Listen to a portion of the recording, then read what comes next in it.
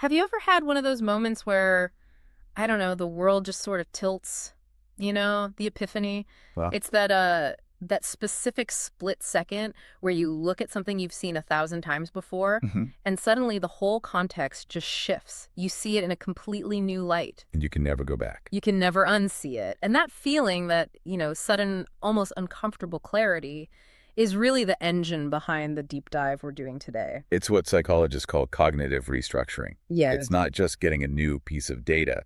It's a fundamental shift in your baseline reality. Exactly.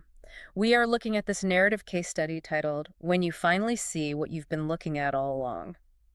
It's about a woman named Maria, a classroom, and a realization about educational inequality, that is. So it's pretty gut-wrenching. It is. And on the surface, it looks like it's about math class, Yeah. fractions and tiles. Right. But it's actually a story about identity. It's about the huge chasm between doing math and being a mathematician, and who gets to be which. It also tackles a phrase that I think every single person listening has used. Maybe next year.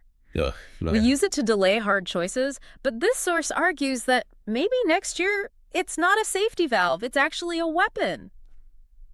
So, let's get into it. Let's dive in. So the story starts with Maria.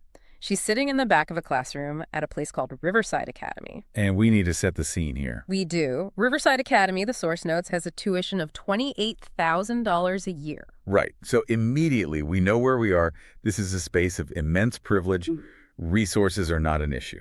And Maria's there to watch her grandson, Tommy. And based on the text, Tommy isn't exactly a math whiz, is he? No, not at all. The text implies he's a kid who has historically struggled. So Maria is probably sitting there with that classic grandparent anxiety, just hoping he doesn't get lost. But then she starts watching the teacher, Miss Chen, and this is where it gets really interesting because the source explicitly says Miss Chen wasn't teaching. Okay, hold on. If I'm paying 28 grand a year for my kid's school and I walk in and the teacher isn't teaching, I'm probably asking for my money back. What does that actually mean? That's the natural reaction, isn't it? We expect a performance, Yeah. a lecture, Yeah, some expertise. but Ms. Chen isn't delivering information. She's designing an experience. She's not at the board explaining a formula. She's moving around the room, asking questions. What kind of questions? The source quotes her saying things like, "What do you notice? What patterns are you beginning to see?" I have to play devil's advocate here. Isn't that risky? I mean, what if the kids notice nothing? What if they just stare at the page? It feels a little loose. It feels loose if your goal is just getting the right answer quickly. But her goal is sense-making. If she just tells them the answer, they learn how to follow directions. Okay. But if she asks them what they notice, they have to engage their own minds. And the room reflects that. It's not silent. The source says it's loud, filled with kids arguing and reasoning and building. Right, the building. That's key here. Tommy has these colorful tiles in front of him. He's not writing equations. He's basically playing with blocks. He's using manipulatives. Hmm. And this is a really crucial distinction. He is physically constructing the concept. And then the moment hits, Tommy's leaning over these tiles, moving them around, and he suddenly just shouts, "Wait, I see it now." That's the epiphany, but notice what he says. Yeah. He doesn't say, "I remembered the rule." He says, "I see it."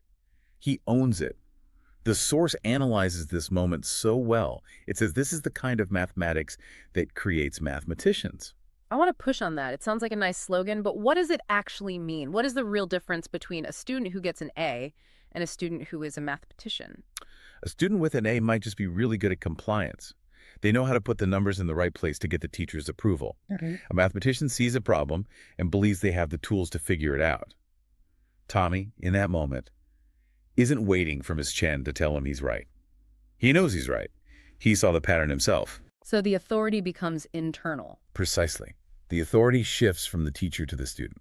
Okay, so Maria sees this. She sees her grandson, the one who struggles, suddenly light up with this sense of ownership. It's a beautiful moment. But this is where the story takes a really sharp turn. It does. She can't stay in that warm, fuzzy moment. She immediately starts comparing it to what she knows back home. Her reality. She works in a public school district, one that looks very, very different from Riverside Academy. And the author paints this just incredibly stark contrast.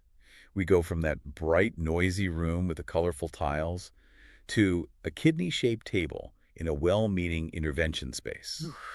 That phrase, well-meaning, It's doing a lot of work there, isn't it? A lot of heavy lifting. Yeah. It implies the people there care. They aren't villains. Right. But the impact is devastating. Maria's not picturing kids arguing and building. She's picturing kids who've been pulled out of class because they're behind. And instead of what do you notice, Hmm. what's the instruction they get? Think harder. I hate that phrase. It feels like you're gaslighting a child. What does that even mean? If I don't know something, telling me to think harder doesn't help. Exactly. Think harder puts the failure inside the child. It suggests the answer's right there, and you're just too lazy or distracted to see it. It's a character judgment, not a teaching strategy. And then there's this one detail that it really stuck with me. The source describes the students at this kidney table. It says they're counting on their fingers, but, and this is the kicker, they're doing it hidden beneath tables. That image is just heartbreaking. But let's unpack that. Why? Why are they hiding their hands? This is a huge misunderstanding in education. There's this stigma that counting on fingers is for babies, that smart kids do it in their head. Right. But from a cognitive science perspective, using your fingers is it's cognitive offloading. Cognitive offloading. Explain that. Your working memory can only hold so much. If you use your fingers to hold a number, you're freeing up brain space to actually process the math. It's a tool.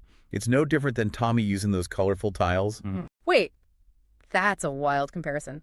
So at the $28,000 school, Tommy uses plastic tiles, and he's a mathematician exploring patterns. Mm-hmm. But at the public school, a kid uses their fingers, which are basically biological tiles, and he's a failure who has to hide. That's the tragedy. Tommy is encouraged to show his tools. Look what you built. Argue about it. No. The other student is shamed for using theirs. They have to hide the hammer while trying to build the house. And that secrecy, it creates shame. It creates an identity. Yeah. The source says these children are just as bright, just as capable, just as deserving as Tommy. But they are learning day in and day out that they are not math people. Wow. So you're not just teaching them that they don't know multiplication, you're teaching them that they are broken. You are calcifying an identity of failure. So Maria is sitting there at Riverside watching her grandson thrive, and her heart is just breaking for all the kids she knows back home who are hiding their hands at that exact moment. Yes. And the scene shifts. Later that night, she's in her kitchen. It's dark. She opens her laptop, and this realization just hits her like a truck. She remembers a workshop she attended months ago. Let me guess. The workshop was about this exact kind of teaching. It showed the exact methods Miss Chen was using. But she didn't bring it back to her district. Why not? She did what we all do. She thought about the logistics, the budget, the teachers who might be skeptical, the schedule. And she said, Maybe next year. maybe next year. It sounds so reasonable, doesn't it? We're overwhelmed right now. We'll tackle this in the fall. It sounds like responsible management. It feels benign, like pressing a pause button. Yeah. But the source argues, and it's a brutal argument, that there is no pause button in a child's education. Time is active. What do you mean by that? While you're waiting for next year, those students are still showing up to school every day. And Marie realizes that maybe next year actually means another 180 days of students learning they're broken instead of learning they're capable. That math is terrifying. 180 days. That's 180 mornings of a kid waking up with a stomachache because they have to go to that kidney table. It's the compound interest of trauma. Every single day that the instruction is think harder, the student's belief that they're stupid gets a little bit stronger. So by the time next year finally rolls around, you're not just fighting a curriculum problem. You're fighting a year's worth of a solidified negative identity. And Maria gets it. The source says, some things, once you really see them, you can't unknow. The excuse of we're doing our best is just gone. She's seen what quality instruction looks like. And she knows the barrier isn't the kids, it's the decisions the adults are making. So she stops waiting. She picks up the phone. And this brings us to the solution the text presents. She contacts the All Learners Network, or ALN. Right. And we should be careful here. This isn't a commercial for ALN. It's about what they represent in this story. Exactly. What is the philosophical shift they're offering? Based on the text, ALN represents the idea that the Ms. Chen experience, that deep inquiry-based learning, it isn't a luxury good. It shouldn't just be for the kids whose parents can afford that massive tuition. But I can hear the skeptics right now. I can hear a teacher listening and saying, look, that inquiry stuff is great for the gifted kids at Riverside. My kids in the intervention room, they need the basics. They need drills. They can't handle what do you notice yet. And that is the most dangerous myth in education. No. That's the trap. The research and the stance of ALN in the text is that the students who are struggling are the ones who need the conceptual understanding the most. Wait, explain that. That feels counterintuitive. Well, think about it. If a kid has a great memory, they can memorize a bunch of rules and kind of fake their way through. Okay, I see. But the kid who struggles to memorize, they need to see it. They need the tiles. They need to understand how the numbers actually work, because just memorizing has already failed them. Drill and kill just kills their confidence. So giving them the Miss Chen treatment isn't throwing them in the deep end. It's actually giving them a life raft. Exactly. The source says the goal is to transform struggling students into mathematical thinkers, to make sure every kid experiences math as something they can figure out, not something they are failed by. Not something they're failed by.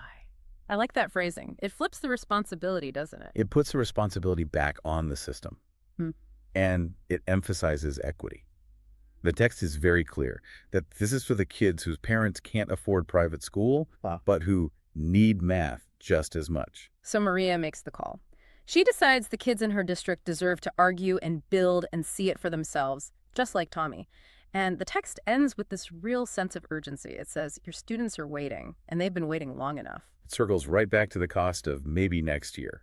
The students are in their desks right now. They can't afford for us to wait for the perfect time to change. It really challenges you, the listener. The text assumes you've probably had your own version of this epiphany. You've seen a kid's eyes glaze over in a bad class. And you've seen the sparks fly in a good one.